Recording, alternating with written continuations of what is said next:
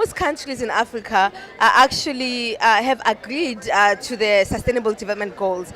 And one of the Sustainable Development Goals is a goal around access to affordable internet, which basically says that we need to make sure that the cost that we are paying on access is no more than 2% of average GNI. Right now in Africa, most countries, we're paying around 10% of our average GNI towards connectivity. So that's one of the key things we need to work on. And it affects the digital gender gap because women are the ones who mainly make household financial decisions. So as a mother, if I make a decision around am I buying bread or school uniforms for my kids or am I going to buy them data? If data is out of reach from a cost point of view, then I'm more likely to prioritize the bread and butter issues, which are equally important.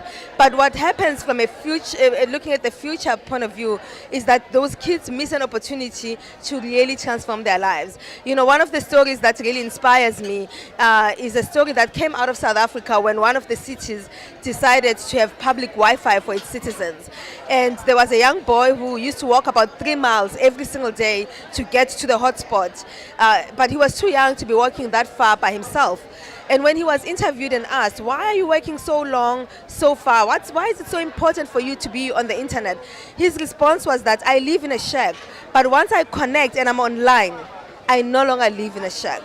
What it basically means is that that access gives them an opportunity to really see a different future for themselves, so that they are not imprisoned by their own environment, but they have an opportunity to learn and to begin to dream a life that's different from their current one. So it's really important. Access, I think, is one thing that I will stress over and over again. It's critical because it is that first step that we have to take. So African governments have to adopt policies, what we call the 1 for 2 policy, which means that every citizen needs to have at least 1 gig of data per month for no more than 2% monthly average income.